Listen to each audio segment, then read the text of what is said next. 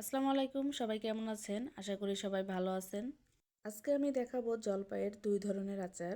একটা হচ্ছে আদা ভাঙা আর আরেকটা হচ্ছে সরিষা দিয়ে জলপাইয়ের আচার। তো আমার চ্যানেলটি যারা এখনো সাবস্ক্রাইব করেননি, ভিডিওটি যদি ভালো লেগে থাকে অবশ্যই সাবস্ক্রাইব করে দিবেন এবং সবসময় আমার পাশে থাকবেন যেন নতুন নতুন ভিডিও আমি আপনাদের মধ্যে দিতে পারি। কমেন্টে জানিয়ে যাবেন কেমন হয়েছে, তাহলে কাজের আগ্রহটা আরো বেশি বেড়ে যায়। তো আর কথা না বাড়িয়ে শুরু করা যাক। প্রথমে যে আদা ভাঙা জলপাইয়ের আচারটা দেখিয়েছি, তো সেটাই এখন বানাবো। জন্য কিছুটা আস্ত জলপাই আমি নিয়ে নিয়েছি।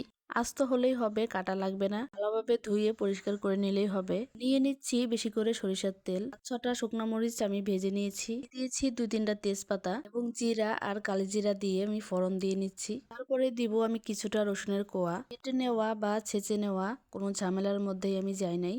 আস্ত রসুনের কোয়াই নিয়ে নিয়েছি। এখন আমি হালকা জালে ব্রাউন করে একটু ভেজে নিব।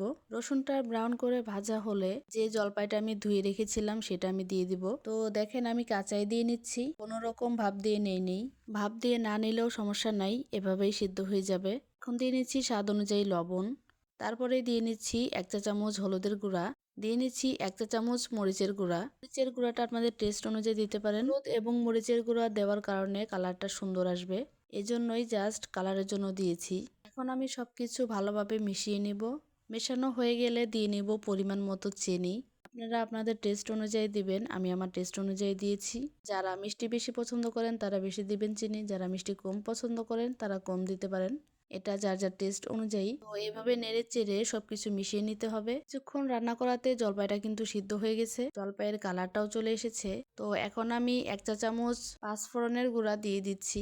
একটু পরপর ভালোভাবে নাড়তে হবে, না হলে নিচে লেগে যাবে। কিছুক্ষণ নাড়াচাড়া করলে এরকম একটা লুক চলে আসবে। কিছুটা জলপাই আস্ত থাকবে এবং কিছুটা জলপাই এরকম ভেঙে যাবে। আমার আচারটা প্রায় হয়ে এসেছে, তাই আমি নামানোর আগ দিয়ে আরো 1 চা চামচ পাঁচফোড়নের গুঁড়া আমি দিয়ে নিচ্ছি। আপনারা চাইলে আরো কিছুক্ষণ জাল করতে পারেন, তাহলে কালারটা আরো বেশি সুন্দর আসবে।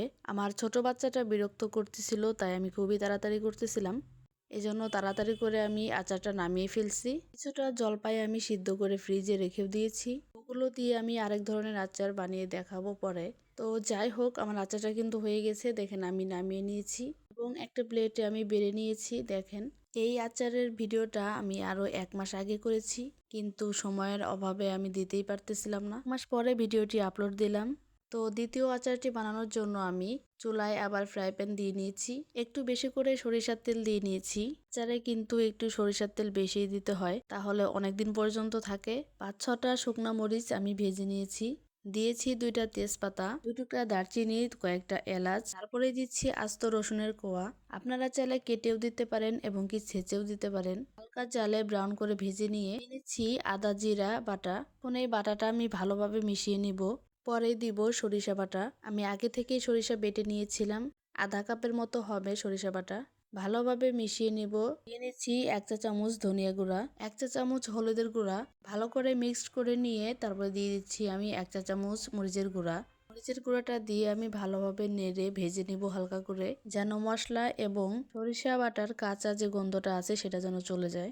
তারপরে দিয়ে নিচ্ছি স্বাদ অনুযায়ী চিনি। আপনারা আপনাদের টেস্ট অনুযায়ী দিবেন, আমি আমার টেস্ট অনুযায়ী দিয়েছি। আর হ্যাঁ, স্বাদ মতো লবণ দিয়ে নেবেন। ভিডিওতে এটা দেখানো হয়নি, মনে ছিল না। চিনিটা দেওয়া হয়ে গেলে ভালোভাবে মিশিয়ে নিব, জাল করে নিব ভালোভাবে। এই দেখেন চিনিটা গলে গিয়ে হালকা শিরার মতো হয়ে গেছে। এখনই দিয়ে দিব আস্ত জলপাইগুলা।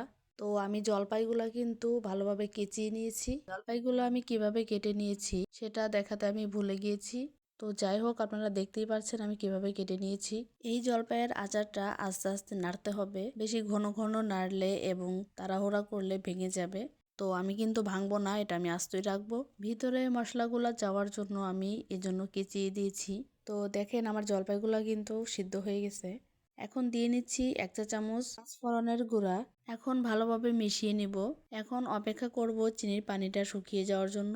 দেখতেই পাচ্ছেন কতটা সুন্দর একটা কালার এসেছে। চিনির পানিটা কিন্তু শুকিয়ে গেছে।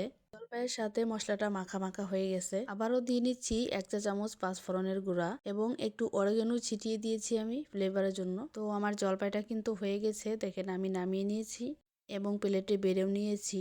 এই সরিষা জলপাইটা এতটা মজার, একবার খাইলে বারবার খাইতে মন চাইবে। আপনারা বাসায় একবার হলেও ট্রাই করে দেখবেন।